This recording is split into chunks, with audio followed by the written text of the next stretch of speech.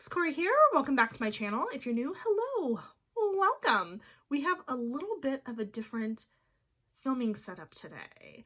I am in my office, but filming on my phone, and that's because the computer sitting in front of me is not my personal PC. It is my work computer.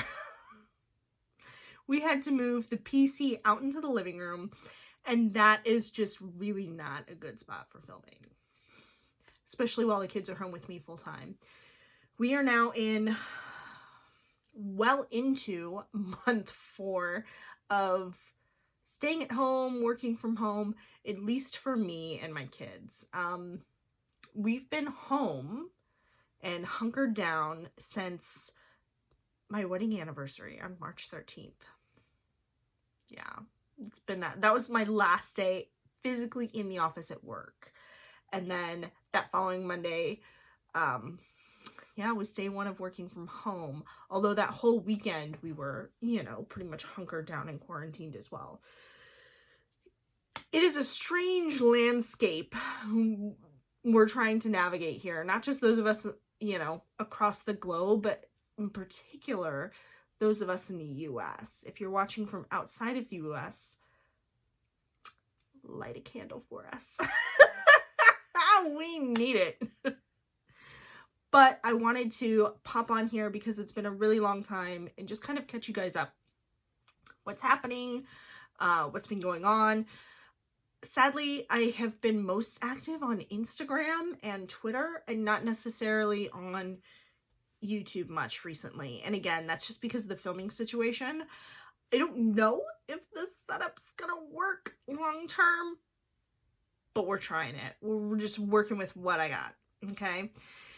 And as far as activity, like I said, Instagram, Twitter, I've been active. I've been posting a lot recently about the Goetia. And particularly, I just started a series last week, Meet a Demon Mondays, where I'm basically researching one by one and plan to research and share with you guys what I find on each of the 72 demons listed out in the Goetia, the Ars Goetia, which is one of the 5 books of the Lesser Key of Solomon. So these demons in particular are a part of Solomonic magic and the magical system of Solomonic magic. These 72 demons were bound and put to work by King Solomon, and he lists them out in the book. Now, I'm approaching this from the perspective that spirits are not always what they appear to be. So when I say demons, that's just because that's the universal term that's been given to this particular group of spirits. Okay? Now, if you know anything about demonology or about the Goetia in general, some of these demons, don't even identify as such. The concept of fallen angels really isn't even a part of Jewish lore and Jewish mysticism. That's a very Christian concept. And, even fallen angels themselves are given different terms or labels depending on what it is you're reading and, the context that you're reading it from. You have to think of the time and place that it was written, who wrote it, what their personal agenda was, etc. Fallen angels or demons, even if you look at the Book of Enoch from the Apocrypha, these were watcher angels. They were referred to as the Watchers, and they came down and were pretty much punished for commingling with humans, which is where we get Nephilim, half angel, half, or I guess celestial, half human descendants of watchers and humans, right? So just keeping that in mind, and just what I've experienced from working with angels. Not all angels are super nice.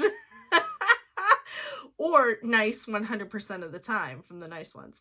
Angels can actually be assholes. And my experience with demons thus far is, again, I consider them to be a grouping of angels. They are just a different subsect of angels, in my opinion. They are the same race. You know, think of it what you will. Even if you go back and look through the Ars Goetia and the Lesser Key of Solomon, in some passages, some of these demons have even identified themselves as, hey, I'm an angel. But because God gave King Solomon this ring with the seal on it, it gave him power over these beings, and he was able to call on other hierarchical angels, higher in the hierarchy, these more powerful angels to come in and bind these particular spirits. So it's been a goal of mine to study more on the Goetia and the lore and just dive into grimoire traditions in general. I think if you've watched any of my previous videos, you kind of know that I've been headed in that direction, especially with a lot of the books that I've been sharing recently. And Enochian magic has always held a fascination for me. I do want to research more into John Dee's diaries, his studies with, in working with angels, but in particular also the Goetia. So Meet a Demon Monday is, we're spending a post every Monday talking about one of the 72 demons. We're only 2 weeks into it so far. We have talked about Baal and we've talked about Agarez. So go scroll through my Instagram, check out those 2 posts if that interests you. I hope that you'll join us in following along and checking out the remaining 70 demons with us. It's been an interesting ride. Recently, I've also taken an Intro to Demonology class from Michelle Belanger. You guys, she gives so much information packed into an hour and a half. I had to bookmark it. I took pages of notes. I have to go back and watch it again, probably another couple weeks, and compare those notes and take more notes, from what I've learned since then and what I've experienced till now. I feel like it's always good to do a refresher on those things. So if you're interested, I think she still has it on sale for only $10 on her website. You just type in Michelle Belanger. I'll put a link below. It's not an affiliate link. I just took the class and I'm really excited about it because it was really good. Like, so much good information. And I ended up buying a couple books from her website as well because, well, 1, I love her writing, and 2, I'm kind of a sucker for signed books, so I try and buy them from the author whenever I have the opportunity, whenever they have books available, because chances are they, will sign it. They send it over, and Michelle signed these, so I was really a happy camper to get that happy mail this week. So that's what's been going on practice-wise, really focusing on continuing to build relationships with the spirits I've already have solid long-term working relationships with, but also learning about this new group of spirits. And then as well, it's been a lot of personal work, a lot of shadow work, a lot of focusing on what I need to examine for myself. One of the good things about the fact that I have been so isolated is that I really can't run from myself at this point. Kind of have to deal with my shit. It's forcing me into a position where I can't distract myself with other people, which is what Virgos tend to do, and other people's problems. I really have to focus on me and my own problems. And the last 4 months haven't just been about developing and working on relationships with spirits, but developing and working on personal relationships as well. Because even though I'm apart from a lot of the people that I love in my life, friends and family, trying to stay in communication going that extra mile to make sure I'm in communication, to work on those relationships and stay connected to people that I really love and care about, has been a challenge for someone like me who is so, introverted and self-isolating in general, that, putting myself in this position where, I have to make that effort, I feel like has actually been really good for me in unlearning some habits and developing some healthier ones. So that has been a strange turn. Part of that introspection has been me working with a therapist through a coaching program she has. Not taking therapy with her, although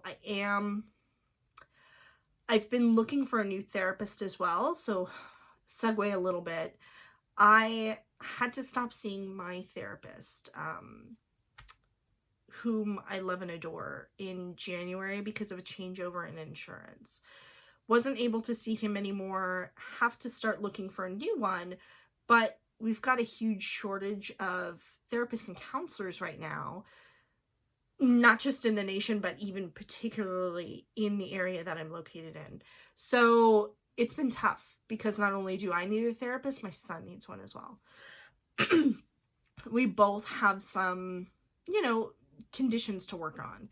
Me personally, I don't mind sharing with you guys. Just know I'm not saying this to solicit advice for how to deal with these issues. I'm good and solid with what I need to do. So, thank you for your concern, putting that out there ahead of time. But I'm just sharing this with you in case someone out there feels like they can relate. I have PTSD. I have, from a few different incidents, not just the car accident last year, also shooting survivor. So PTSD, anxiety disorder, depressive disorder, and now it appears it's possible this undiagnosed ADHD. So super, super fun bag of tricks right there. But I do really well in therapy at points in my life where I've recognized that I needed it. And I'm pretty good about that, being able to identify when those moments have come up. Unfortunately, I'm in a position right now where I feel like I do need it. I just don't have resources available, which has been really frustrating. Insurance in the US,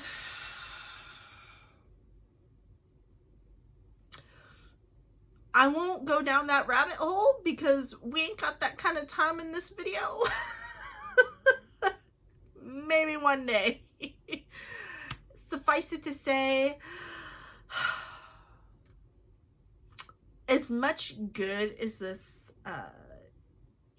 4 months has brought me in particular, there have been some mighty frustrations that have come along with it. 2020 has been a hell of a mixed bag of shenanigans. It's the year of shenanigans. All I'm gonna say for that. Shenanigans and fighting with my more conservative family members.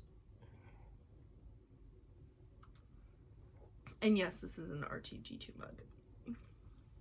So that's also been super fun.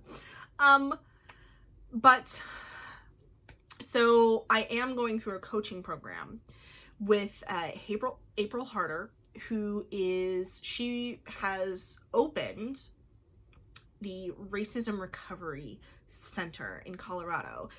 This is fairly new. The techniques that she uses for racism recovery are, I can't fully describe it and do it justice. Suffice it to say that following the Racism Recovery Center on Instagram and looking at the way that April presents racism and showing its connection and roots in narcissism has been mind-blowing.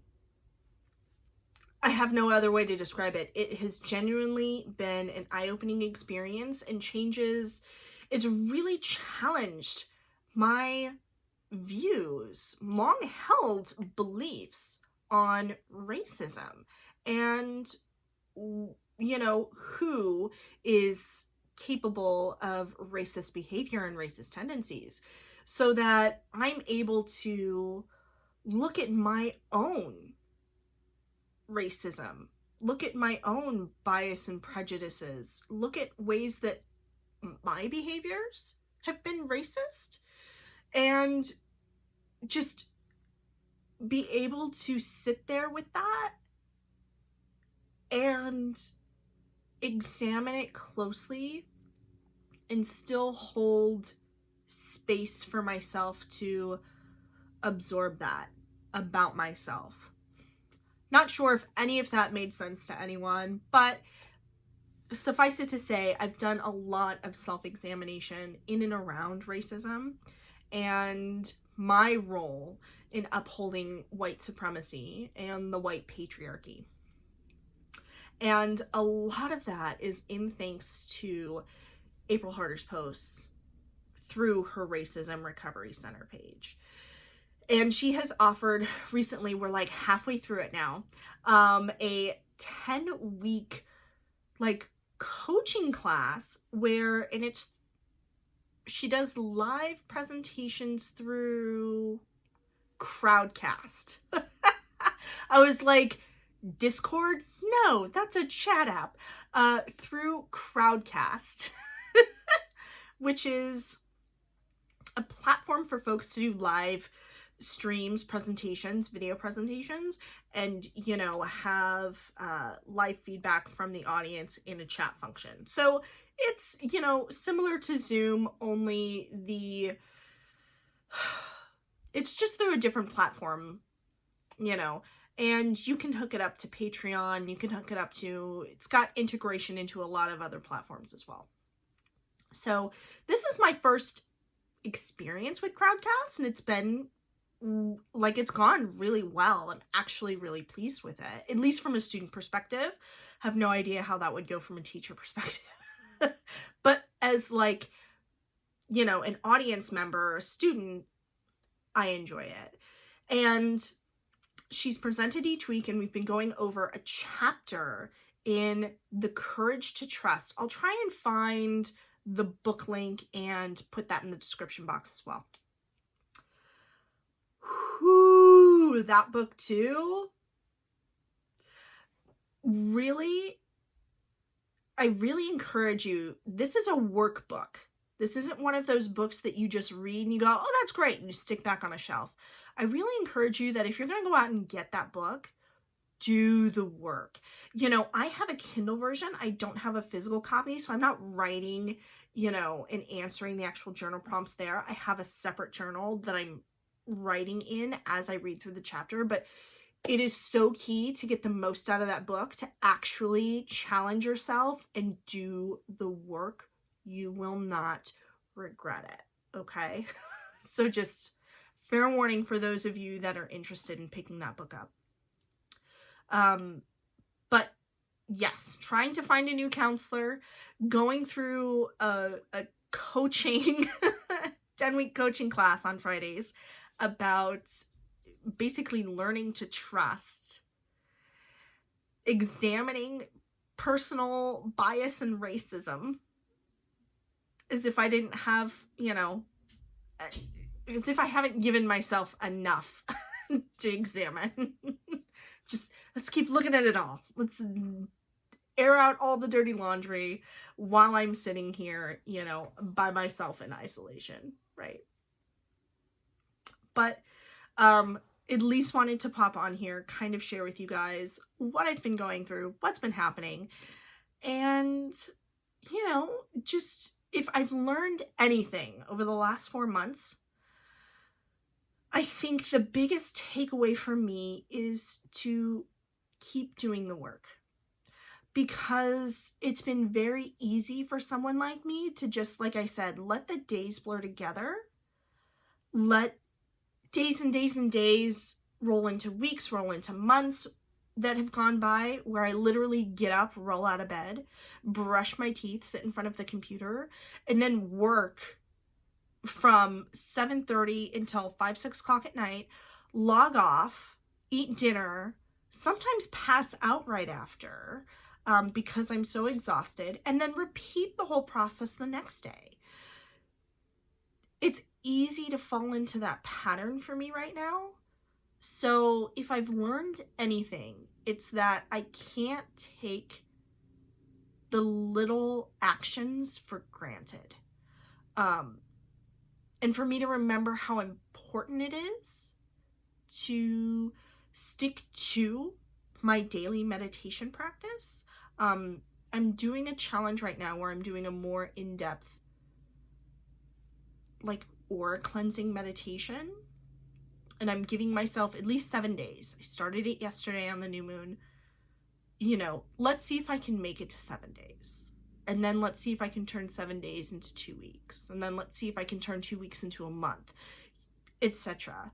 But I've given myself the challenge that if I mess up one of these days, I need to repeat until I get to 7 consecutive days. So that's my current personal challenge for me. And again, this is just to remind me that doing at least one thing a day, making that time, you know, because really, honestly, I don't think I'm any busier than I was before I started this, you know, stay-at-home lockdown situation.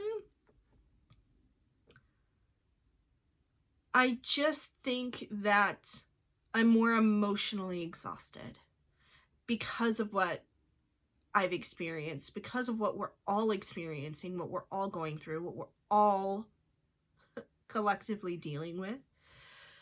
But then also add on personal layers to that as well. It's an exhausting time, isn't it? And because I don't have that commute to factor in, it also feels like I'm allowing myself to feel guilty about days where I don't spend as much time just grinding it out on the keyboard working. It's one of the reasons why I'm taking time out in the middle of the day to record this video. Otherwise, it ain't ever gonna get recorded. But again, just doing that one thing a day, right? Whether it's a meditation, whether it's pulling cards, whether it's saying a devotional at my working altar, changing out offerings every Sunday on the home family altar shrine behind me. Each one of these things matters because even though it's small, it's keeping that fire lit, you know? It's tending to myself. It's an act of self-care for me. So that is probably my biggest lesson of the last 4 months. And I'm sure more will come as we continue. But yeah, trying to find time to read as well has also been an act of self-care. So witchy book reviews will be forthcoming. I just need to stop my habit of reading 4 books at one time. Because it's hard keeping all this shit straight. Alright guys, I hope you are having a lovely, lovely day wherever you are. This video has already gone on long enough talking about, you know, well, I guess this was more or less a witchy ramble, to borrow one of Kellyanne Maddox's phrase. It's like a witchy ramble or witchy chit chat. I miss those. I wish you would do it was housework rambles. If you guys watch Kellyanne Maddox, you know what I'm talking about. I miss those of hers. I know it's kind of weird because she's stuck in another country during, you know, this pandemic, but I hope she brings those back when she gets home. Just saying. I really liked sitting there and folding laundry and listening to her videos because, number one, it got me to do chores since I was watching her doing them. And to just kind of sitting there listening while we were doing that, didn't it feel like you were just, you know, at home having a nice conversation with a girlfriend of yours? Like, that's how it felt like for me. So anyway, I guess this is my office chat. I don't know. That doesn't sound as great. We'll figure it out. But this is my little witchy ramble. 25-minute rant about trying to find a therapist and doing one good thing in your practice a day. Oh, you guys. I miss chatting with you. Anyway, more videos to come. I hope that wherever you are having a fabulous day. I also hope that this new moon energy isn't making you too crazy, and that you'll do at least one thing today that is just for you. Okay? No matter what it looks like. It doesn't have to look like my self-care practice. It can be whatever lights you up and keeps that fire lit. Okay? So take care of yourselves. I hope you all are healthy and happy and well, and I will catch you in the next video. And until then, blessed be.